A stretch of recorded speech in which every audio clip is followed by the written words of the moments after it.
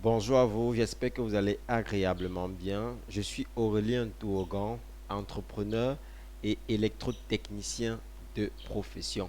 Si tu nous rejoins pour la première fois, je t'invite à faire quatre choses. Tu t'abonnes, tu likes, tu partages et tu commentes. Surtout, cela est gratuit. Si tu es pour la première fois avec nous, sache que ici, nous allons nous attarder sur trois principaux piliers qui sont entre autres l'entrepreneuriat, la technologie et surtout l'investissement parce que nous sommes sûrs que l'Afrique devra se baser sur ces trois différents piliers pour pouvoir devenir l'Eldorado du monde entier. Aujourd'hui, en fait, nous allons nous attarder sur une remarque qui est d'ailleurs faite par plusieurs personnes. Et cette remarque-là n'est rien d'autre en fait que ces multinationales-là qui arrivent dans notre cher continent à brasser énormément d'argent. Et pour le cas du Cameroun, je prendrai l'exemple de MTN Cameroun et de Orange Cameroun. Vous vous avez déjà posé la question de savoir comment est-ce que ces personnes-là arrivent à mettre des produits qui sont essentiellement en ligne et qui leur produisent énormément d'argent. Pourtant, nous, Africains, dans nos États, nous ne parvenons pas à le faire. Donc, aujourd'hui, au courant de cette vidéo, je vais développer avec toi les quatre points qui font à ce que nous, Africains, ne parvenons pas à mettre ce type de solution pour donc être au contrôle de notre économie. Donc, si vous êtes bien installé, on se dit à tout à l'heure.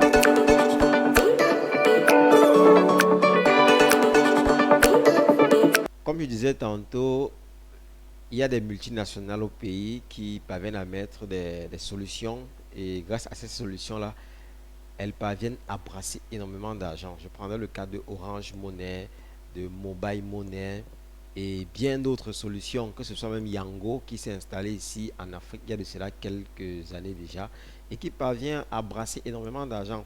Mais malgré ça, on en dénombre presque pas, ou bien peu sont les Africains qui arrivent à s'implanter aussi dans ce domaine. Donc actuellement, je vais partager avec vous quatre éléments qui font à ce que nous, entrepreneurs africains exerçant dans le high-tech, on n'arrive pas à faire face à ces différentes multinationales-là. Donc, le premier élément ici qui fait problème selon moi n'est rien d'autre que le mauvais leadership. Vous allez observer, il y a des personnes autour de nous qui ont souvent des idées vraiment très très magnifiques, des idées qui peuvent révolutionner vraiment un certain d'activité une fois que ces idées-là seront implémentées. Mais sauf que vous verrez qu'il s'agit en fait des leaders là, que au bout de quelques temps, si on vient, malgré l'équipe qu'ils auront déjà formée, si on vient leur prendre les exciper de cette équipe en leur proposant des sommes faramineuses comme un 50 millions ou bien 200 millions que oui, viens, on va travailler ensemble et la seule consigne ou bien la seule obligation que tu auras à faire sera de mettre de côté l'équipe avec laquelle tu travailles. Et sans vous mentir, il y a des personnes à 90% qui seront en mesure de le faire. Et sur le long terme, le plus souvent, elles parviennent à arrêter le geste qu'elles ont fait. Pourtant, on doit être tous d'accord que si on veut vraiment mettre quelque chose, ou bien si on veut vraiment apporter des solutions au pays et dont tout le monde doit en profiter, il faudrait qu'à la base, nous soyons tous des Africains. Peu importe, quand je parle d'Africain, peu importe que ce soit un Sud-Africain, que ce soit un Égyptien, mais il faudrait que ce soit une solution qui soit mise sur pied par des Africains. Pourquoi? Parce que grâce à une telle solution, une fois qu'elle sera mise sur pied et qu'elle marchera, ça sera très simple pour nous, Africains, de pouvoir léguer donc maintenant cette compétence que nous avons pu acquérir pendant la mise sur pied de cette solution-là. Et quitte à ce que ceux qui viendront donc après, dans la prochaine génération, pourra juste davantage travailler pour pouvoir améliorer. Et ça fera donc qu'on aura un savoir-faire qu'on pourra transmettre de génération en génération. Et c'est pourquoi chez les Blancs, le plus souvent, vous pouvez voir, les gars font des recherches allant jusqu'à une période même de 15 ans.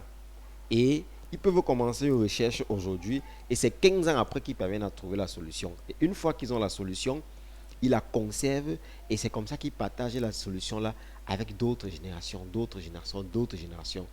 Et avec le temps, ils sont toujours des leaders. Donc, comme je disais tantôt, la première remarque qui est celle du leadership, qu'on devrait, que toute personne étant leader dans un business qu'il souhaite développer avec les autres, devrait vraiment essayer de voir son type ou bien la qualité de leadership qu'il incarne. Le deuxième élément ici n'est rien d'autre que la ressource humaine qualifiée. Vous savez, vous pouvez avoir une très bonne idée, malgré le fait que vous soyez même un très bon leader, mais vous ne tombez pas effectivement sur les bonnes personnes avec lesquelles vous pouvez faire la route. Pourquoi? Parce que en Afrique, on a ce problème-là que lorsqu'une idée nous porte à cœur, ou bien lorsqu'on a une vision, on se voit toujours en train d'aller vers des personnes qui sont d'abord très proches de nous pour pouvoir faire équipe avec nous. Pourtant, on est en train d'aller dans la mauvaise direction. Et on va dans la mauvaise direction. Pourquoi? Parce que vous allez voir des personnes qui mettent un projet sur pied, un projet qui a à travers la technologie. Vous allez voir, il y a 5 promoteurs qui sont essentiellement des techniciens. Et cela n'est pas du tout normal.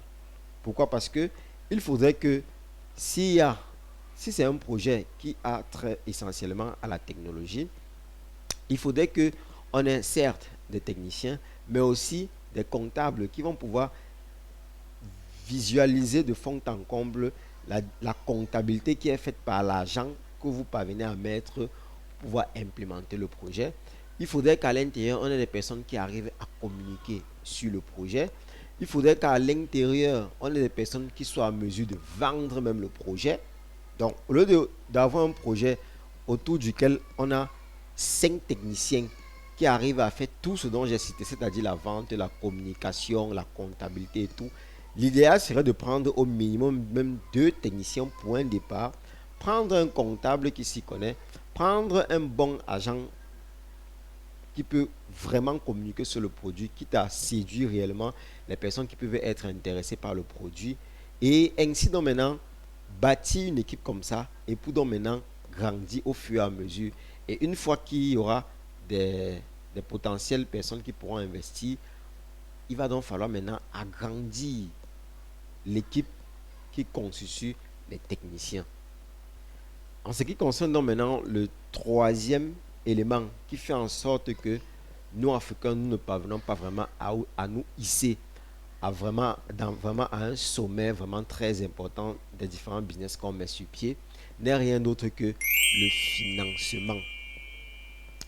Ça fait quelque temps encore, je discutais avec un directeur général d'une boîte là qui fait dans l'import-export et il me faisait comprendre qu'en fait, il a remarqué, parce qu'il venait de la Chine, et il me dit qu'il a remarqué que nous, en Afrique et plus précisément au Cameroun, nous ne sommes pas encore prêts pour lancer des projets vraiment high-tech. Et quand je lui ai posé la question qui était celle de savoir pourquoi est-ce que tu dis que nous ne sommes pas prêts, il me fait comprendre qu'il y a d'abord un problème de financement et il y a aussi un problème de mindset, donc des personnes qui sont en train de travailler sur le projet. Je lui ai dit, dans une certaine mesure, tu as raison, mais dans une certaine mesure, tu n'as pas raison. Je m'explique. Tout d'abord, l'aspect du financement. Il est clair que si on veut apporter des solutions qui vont vraiment permettre aux Africains d'en bénéficier, on devrait se retrouver avec des créanciers ou bien des investisseurs qui soient aussi des Africains. C'est là qu'on pourra vraiment bâtir notre économie. Malheureusement, vous allez vous rendre compte qu'il y a énormément des startups qui ont vu le jour et qui ont vraiment explosé. Et quand vous essayez de voir qui sont les investisseurs, il s'agit en fait de ces mêmes Européens. Et c'est clair qu'ils auront le monopole sur le business. Vous, à un certain moment, vous ne pouvez pas décider. Ils vont vous donner la ligne à conduite. Peu importe ce que vous allez faire, ils vont vous dire que mon cher ami, voici comment tu dois marcher. Pourtant, on a des gars de la diaspora qui ont énormément d'argent. On a des gars, même ici au pays, qui ont énormément d'argent. Mais pour le simple fait qu'ils ont en face d'eux un Camerounais, un jeune Camerounais surtout, parce que le terme jeune au pays est synonyme de pas de compétences du tout. Mais pour le simple fait qu'ils ont en face de quelqu'un de très jeune, ils se disent que non, je ne peux pas investir de l'argent pour que le gars développe un tel projet. Mais si c'est un occidental, il va courir, il va le faire sans problème. Sans toutefois oublier que l'argent qu'on met là, il va de soi que on doit être en mesure de pouvoir patienter pour avoir des résultats. On doit être en mesure de pouvoir avoir confiance à ceux sur qui on met de l'argent. Et je suis parfaitement d'accord avec vous qu'il y a des personnes qui ont déjà perdu, énormément d'argent parce qu'elles ont investi sur des personnes qui étaient vraiment malhonnêtes pour des raisons multiples, ont disparu avec l'argent ou bien sont partis je ne sais où en aventure, je ne sais où. Mais ça n'empêche que si on voudrait vraiment bâtir quelque chose d'assez consistant pour le continent, ça n'empêche que nous devons être la tête et la queue du business. Ça ne servirait vraiment à rien qu'on ait un business typiquement africain, qu'au début du business, ou bien pour ceux qui travaillent sont des Africains, mais lorsqu'il faut financer, on se retrouve toujours à avoir des, des étrangers. C'est clair que à un moment, lorsqu'il va falloir frapper la main sur la table, on n'aura pas grand-chose à dire. Donc les amis, vous qui êtes de la diaspora, vous qui êtes même au pays, sachez que malgré les difficultés qu'on connaît, vu la malhonnêteté de certaines personnes, sachez que on a l'obligation réellement de travailler ensemble. Si on ne le fait pas, on ne pourra jamais amener ce continent à devenir l'Eldorado du monde. Le quatrième élément ici n'est rien d'autre que la patience. Vous savez, quand on est jeune et qu'on n'a pas encore fait ses classes, on est toujours super cité lorsqu'on met un business sur pied. Pourquoi? Parce que on souhaitera avoir les résultats 2 mois, 6 mois, voire un an après. Pourtant, c'est un gros challenge, surtout dans un secteur qui est concurrencé par des grosses multinationales. Il faudrait d'abord mouler le business. Il faudrait se rassurer de comment est-ce que l'argent peut être généré. Il faudrait se rassurer, est-ce qu'on a les bonnes stratégies qui vont permettre à ce qu'on se fasse connaître. Il faudrait se rassurer, est-ce que le business peut être utilisé par les Africains que nous sommes. Il y a énormément d'enjeux, il y a énormément de difficultés qui entrent en jeu. Et c'est pourquoi, lorsque on a même en face de nous des investisseurs qui ne sont pas patients, lorsqu'on a des porteurs de projets qui ne sont non plus patients aussi, à un moment, au bout de 2 ans ou bien 3 ans, pourquoi pas, on peut se dire, mais tiens, depuis que j'ai mis l'argent là-bas, apparemment, vous ne faites que perdre du temps avec cet argent. Et c'est pourquoi vous allez voir des personnes qui sont tout le temps en train de partir en prison, tout simplement parce qu'elles ont eu à prendre l'argent de X ou bien Y pour pouvoir lancer un business ou même pour pouvoir investir dans le business. Et cette personne-là, étant déjà très très assise financièrement, celui-là ne peut donc pas se mettre à lutter. C'est pourquoi au bout d'un certain temps, s'il n'arrive pas à produire ou bien à générer un certain cash, c'est comme ça qu'on le prend, on le fout en prison. Mais je vous dis, on ne saurait bâtir ici en Afrique des business sans toutefois être la tête et la queue. En business, surtout qu'il n'y a pas de sentiments, mais on devrait avoir des équipes qui travaillent, qui sont purement africains.